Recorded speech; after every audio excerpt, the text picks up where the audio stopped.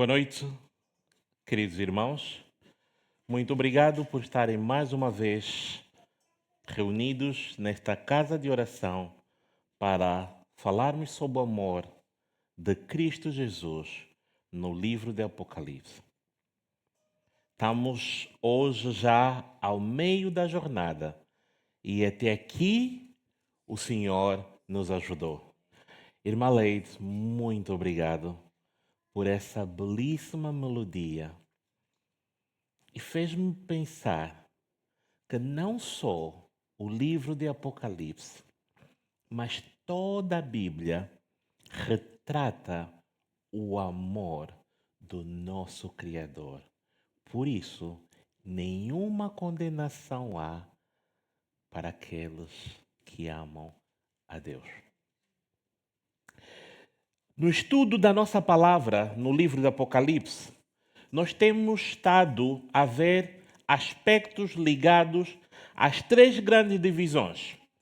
Aspectos associados com a mensagem às 7 igrejas da Ásia Menor, as informações associadas desde o período de João até o tempo do fim e as informações escatológicas.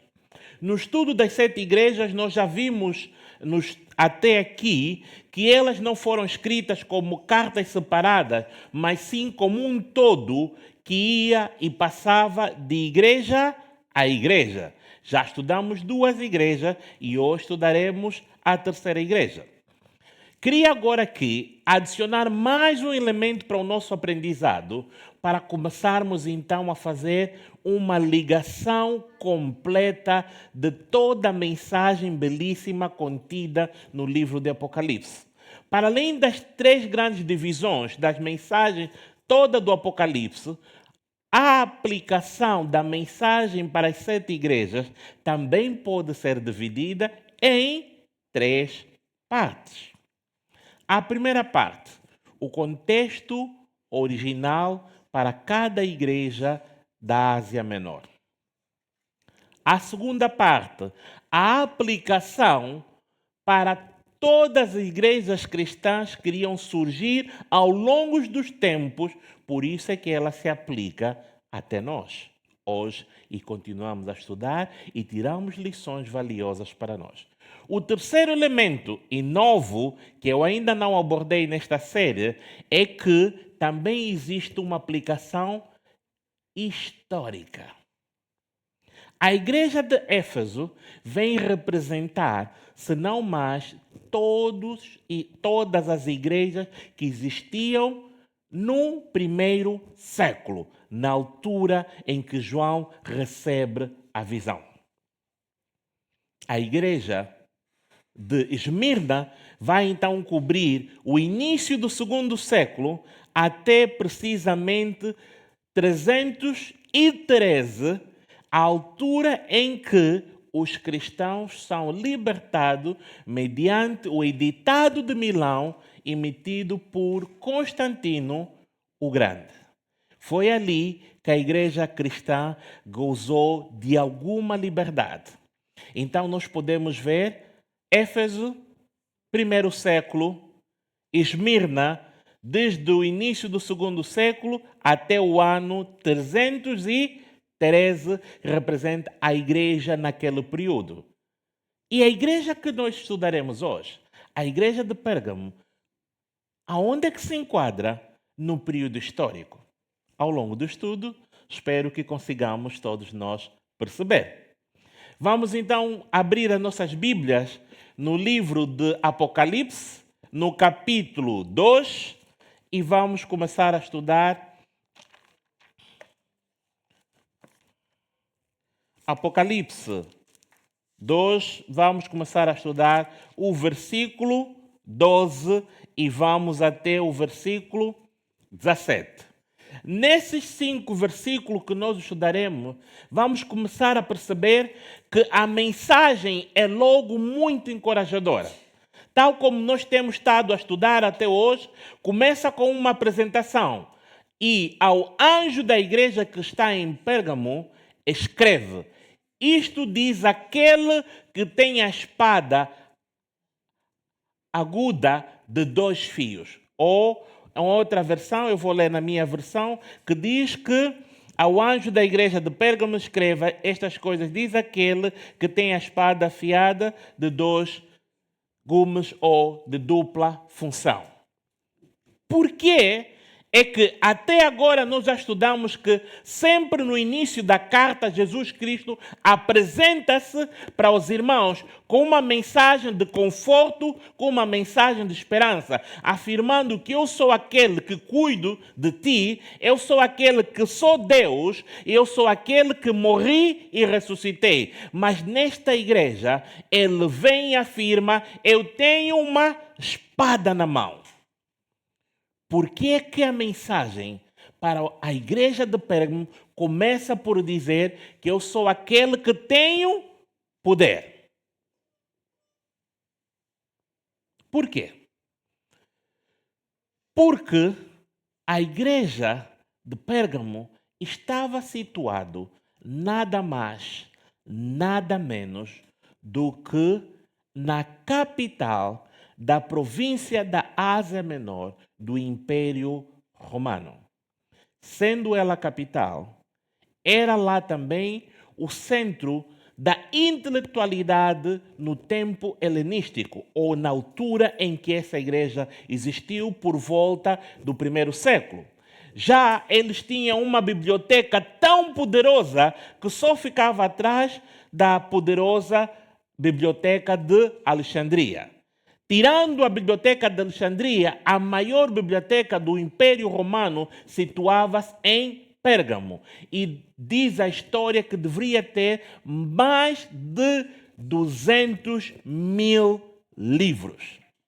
Numa altura em que os livros eram impressos em rolos, conseguir ter um acervo bibliográfico de mais de 2.000 livros era, sem sombra de dúvida, uma igreja, uma região com muita intelectualidade. Mas esta intelectualidade toda também estava associada com uma fiel servidão ou fiel cumprimento aos desígnios e à instrução imperial. E o culto imperial era fortemente reforçado nesta região de Pérgamo. E por isso, se nós já estudamos até agora que todos aqueles que não se faziam presente aos cultos imperiais deixavam de receber a possibilidade de ter um certificado que os habilitava de exercer as suas atividades normais. O castigo era tão severo porque o governador daquela zona ele andava com uma espada que dizia que ele tinha o direito de tirar ou permitir que a pessoa continuasse a viver. Por isso é que a apresentação para essa igreja é dura. Se ele tem uma espada, eu tenho uma espada com 2 gumes, demonstrando que eu sou mais poderoso de qualquer poder humano. Por isso é que Jesus hoje nos quer dizer: não importa a dificuldade que estejamos a passar, Jesus é superior à nossa dificuldade. Não importa a luta que tenhamos na nossa vida, Jesus é maior do que esta dificuldade. Não importa quanto nós não conseguimos perceber, quando tudo vai terminar, quando tudo vai passar, Jesus diz: eu sou maior do que tudo. Só depois dele apresentar-se como eu sou maior do que qualquer coisa é que ele começa a descrever. E vamos para o verso 13 e diz: conheço o lugar em que habitas, onde está o trono de Satanás, e que conservas o meu nome e não negaste a minha fé, ainda nos dias de Antipas, minha testemunha, meu fiel, o qual foi morto entre vós, onde Satanás habita. Que linguagem dura! É que até há bocado toda a linguagem era suavizada. Mas aqui já vem um intérprete dizendo que é a cidade onde Satanás habita. Não é onde tem influência satânica, onde tem aqueles que praticam mal. Satanás habita nesta cidade. Era para demonstrar que o nosso Salvador compreendia que a igreja de Pérgamo estava situado num ponto geográfico, numa altura histórica, num momento situacional onde a tentação era severa. O desafio era grande, o sofrimento era duro. E tanto é que ele comparou a descrição para que não deixasse dúvida que ali habitava Satanás. Porque o bem é resultado da ação divina. O mal é resultado da ação do inimigo. E continua a descrição, mas dizendo, apesar de eu compreender onde é que tu te encontras, mas eu tenho algo contra ti. Todavia, tenho contra ti algumas coisas. No verso 14, pois que tens aí os que sustentam a doutrina de Balaão, o qual ensinava a Balaque a amar ciladas diante dos filhos de Israel, para comerem coisas sacrificadas aos ídolos e praticarem a prostituição. Ok?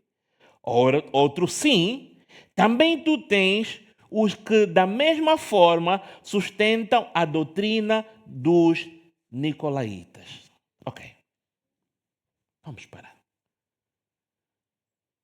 Eu reconheço que estás numa cidade que tem a tentação satânica, que tem os problemas difíceis de enfrentar. Mas, contudo, de alguma forma, aceitas o evangelho de Balaão e toleras a atitude dos nicolaítas. Vamos começar pelo fim e depois vamos para o princípio. Nicolaítas já foi referido antes quando estudamos a igreja de Éfesos, que eram não mais, não menos do que falsos profetas.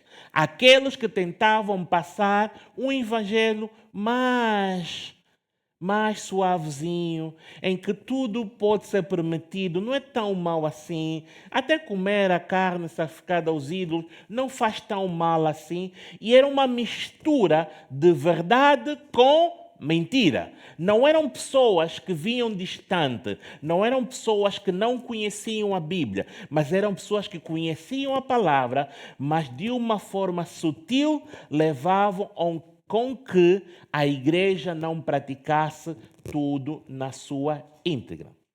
E Balaão? Será que nós nos lembramos da história de Balaão no Antigo Testamento? Balaão era um profeta que foi convidado pelo rei Balaque para amaldiçoar os israelitas. Certamente todos nos lembramos dessa história. Quando ele chegou lá, na altura de falar maldição, o que é que saiu da boca de Balaão? Bênçãos. Voltou. Novamente foi pedido para que pudesse ir tentar o povo. Chegou lá, na hora de amaldiçoar, na sua boca saiu bênçãos. Voltou novamente. E parece que todos nós conhecemos a história de Balaão até esse ponto. Mas Balaão fez algo mais argiloso. Ele disse, está bem, já que eu não posso proferir maldição contra o povo de Israel, eu vou fazer com que eles, por si só, se amaldiçoem. Vamos dar ao povo israelita mulheres não israelitas. E por intermédio deste casamento, os filhos de Israel começaram a sacrificar a ídolos. Praticaram mal muito pior do que aquele que Balaão queria poder amaldiçoar o povo. E assim foi. De certa forma, há aqui uma exortação clara para aqueles que, de forma sutil, levavam à destruição no meio do povo.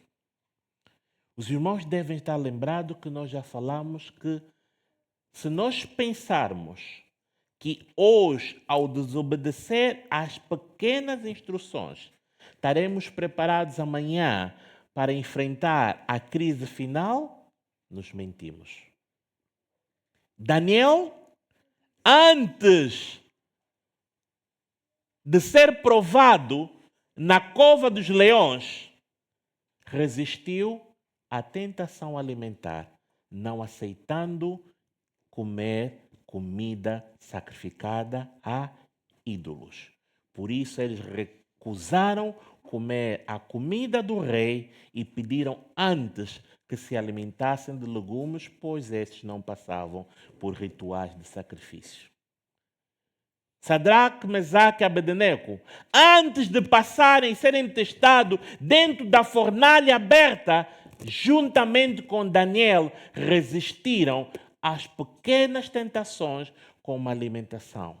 Logo, chegar, e era um problema grande para a igreja de antigamente, comer alimentos que eram antes sacrificados a ídolo, e aqueles que começavam a ceder o que aparentemente é um pequeno delito, até porque o sacrifício foi feito para um ídolo que eu não acredito, eu só me estou a alimentar, parece que do ponto de vista humano não é tão mau assim.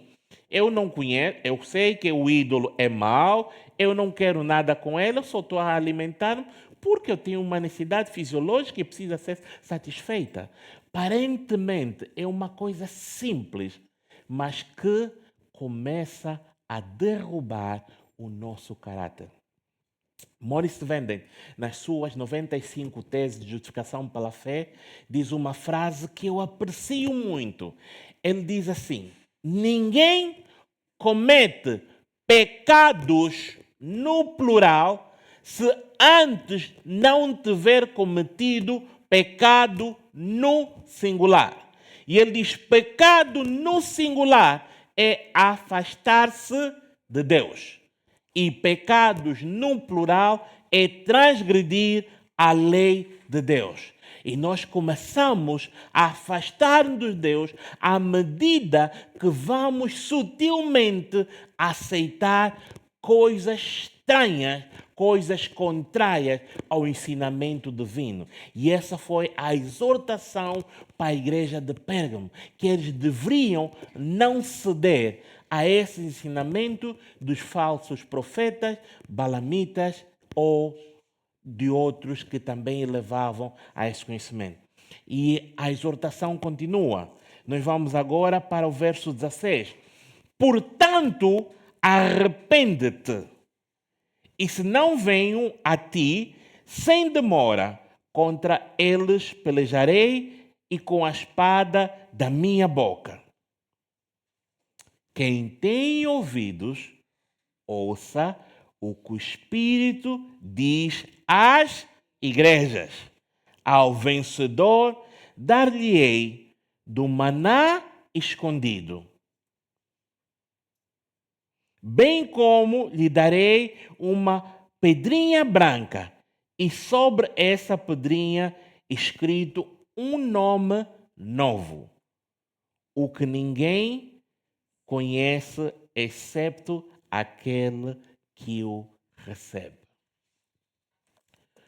Por que é que a bênção para aqueles que fossem vencedores na igreja de Pérgamo seria do maná escondido e uma pedra branca?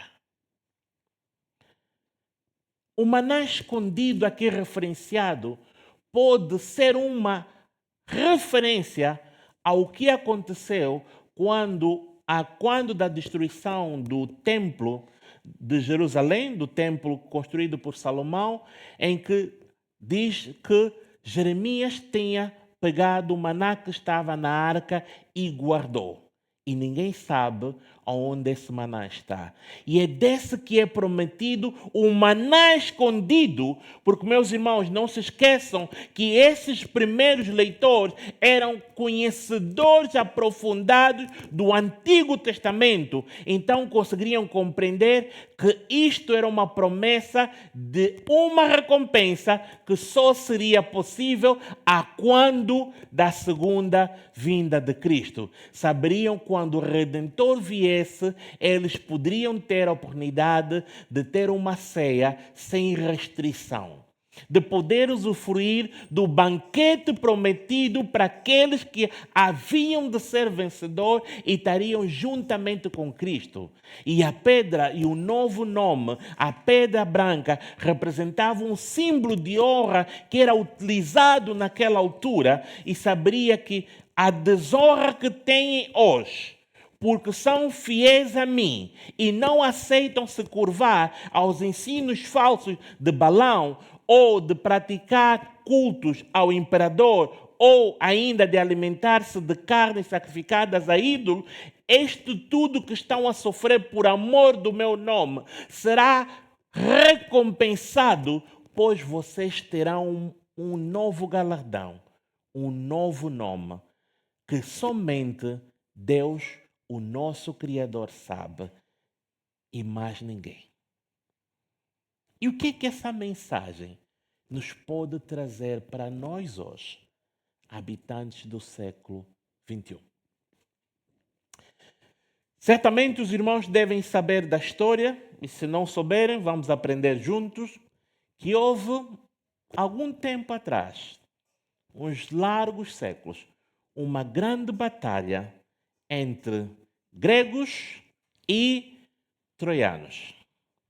Os troianos eram muito mais fortes e venceram o primeiro embate contra os gregos.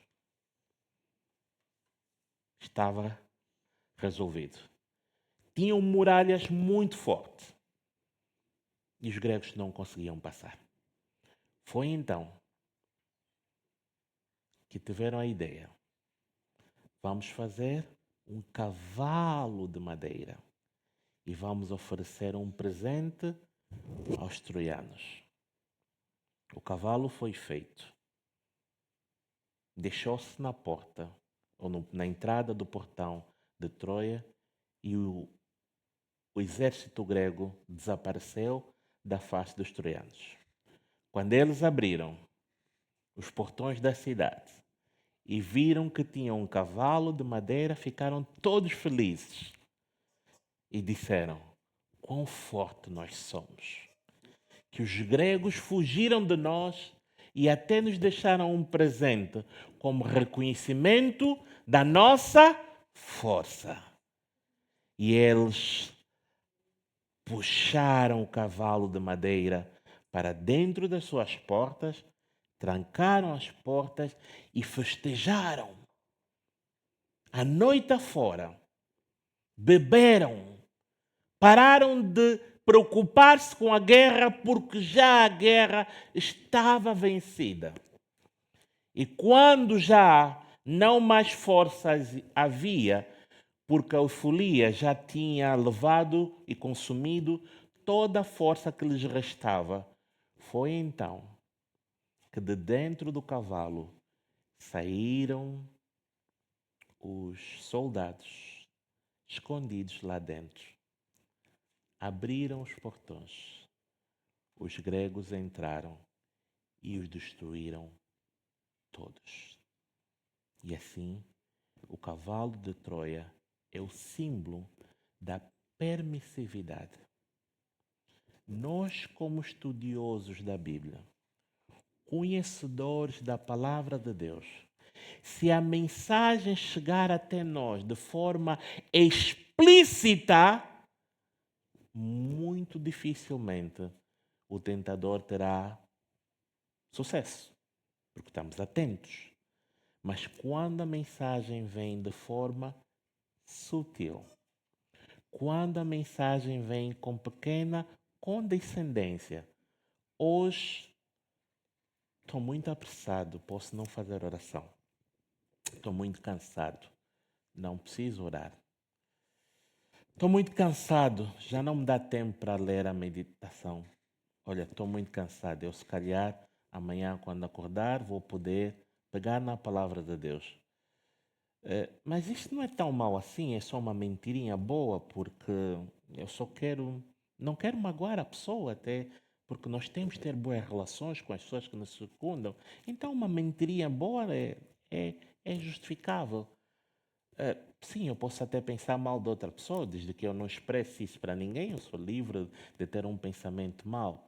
E ali, sutilmente, nós começamos a permitir que o cavalo de Troia entre na nossa vida. E nos esquecemos: quem desobedecer um mandamento é culpado de todos. Parece que nós só nos lembramos que os mandamentos é guardar o sábado, não matar e não adulterar, e depois nos lembramos mais de alguma coisa. Não, porque mentira não é problema nenhum. Desonrar pai e mãe não é tão mal assim. Colocar Deus em segundo lugar porque estamos a fazer outras coisas não é. É uma coisa do cotidiano, ninguém se importa tanto com isso. É que a prática repetida do mal nos afasta de Deus. E se nos afastarmos de Deus, não teremos a proteção que Deus promete para a igreja de Pérgamo e para nós. Que eu tenho a espada de dois gumes, que salvar-te-ei de todas as tuas dificuldades.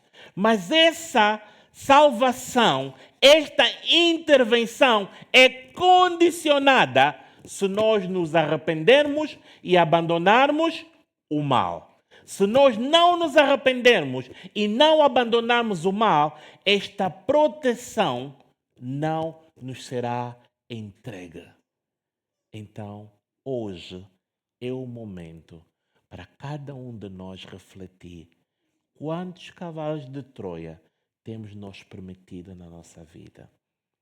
Quanta coisa nós pensamos que é pequena, que não é importante, que não faz tanta diferença assim, mas que no final de tudo destrói o nosso caráter, afasta-nos da convivência de Deus e nos tira fora da janela de proteção divina, porque esta é uma bênção condicional.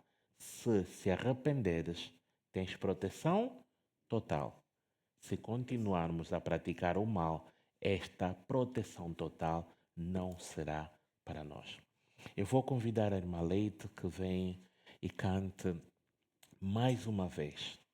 Se algum irmão hoje ouviu a palavra de Deus e quer fazer um compromisso com Deus para não mais permitir que a verdade e a mentira continuemos a alimentar como se fosse verdade, que onde estiver, coloque-se em pé.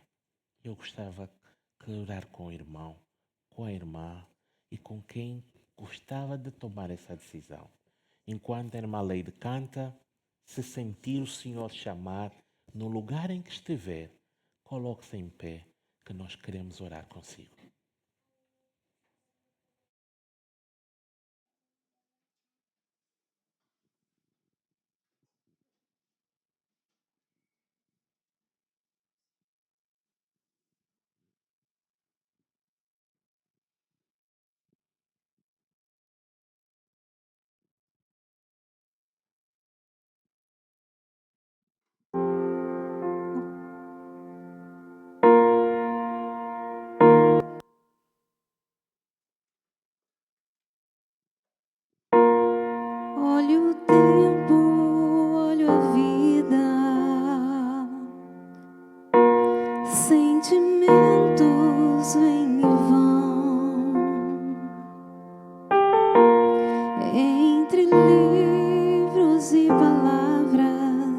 procuro por sabedoria,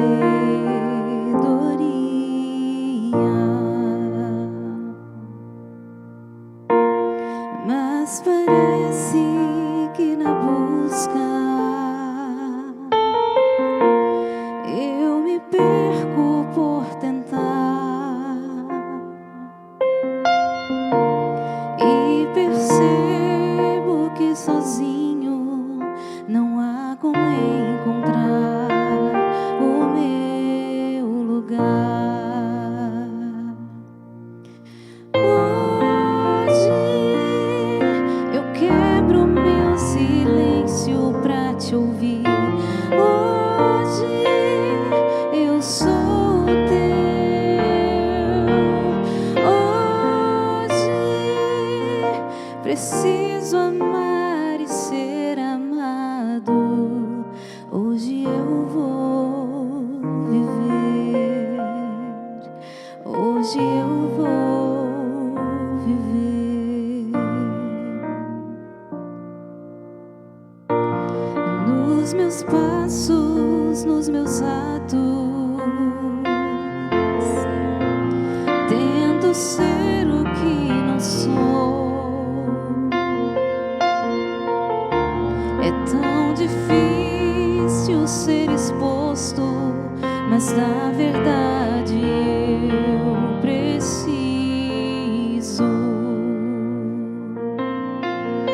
Hoje eu quebro meu silêncio pra te ouvir.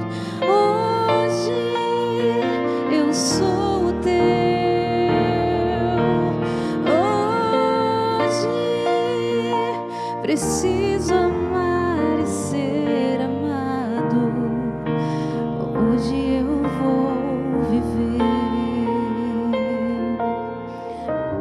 Hoje eu vou viver.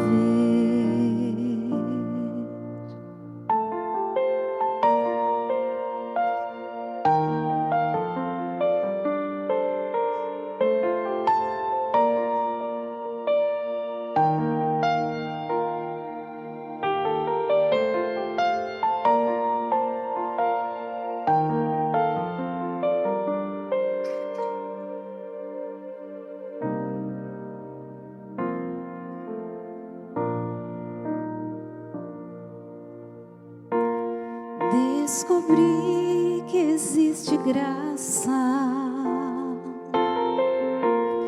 para todo que aceita.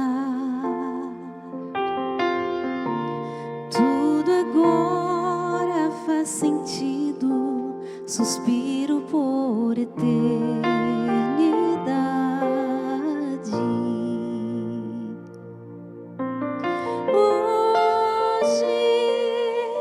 Eu quebro meu silêncio pra te ouvir. Hoje eu sou teu. Hoje preciso amar e ser amado. Hoje eu quebro meu silêncio pra te ouvir. Eu sou teu. Hoje preciso amar e ser amado. Hoje eu vou viver. Hoje eu vou viver.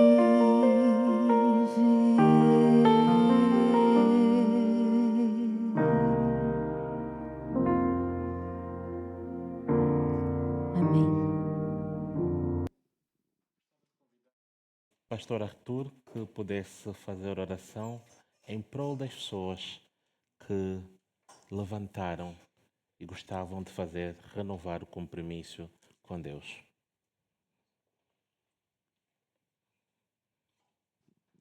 Oremos então. Nosso Deus e nosso Pai que estás nos céus, muito obrigado, Senhor, por esta mensagem que veio através da Tua Palavra. que toca as nossas mentes, que nos ajuda a compreender qual é a nossa posição diante de Ti. E aqueles que no seu íntimo responderam a ela, mesmo se houve quem não tenha tido a coragem de se levantar, Tu conheces o coração de cada um. E Tu sabes, Senhor, que no íntimo todos nós desejamos realizar a Tua vontade. Por isso Te agradecemos desde já pelo apoio que o Teu Santo Espírito dá às nossas resoluções e pela maneira como Ele nos vai encorajar a vivê-las e a implementá-las na nossa vida. Obrigado pela força que Tu nos concedes para vencermos quer as nossas inclinações, quer as tentações que Satanás lança a cada um de nós. E obrigado também pela convicção que Tu colocas no nosso interior de procurarmos ser-Te fiéis à Tua palavra e à Tua vontade. Obrigado, pois, por cada pessoa que tomou a sua decisão esta noite e obrigado pela maneira como Tu vais guiar e orientar cada um nessa mesma decisão. Te agradecemos no nome de Jesus. Amém. Amém.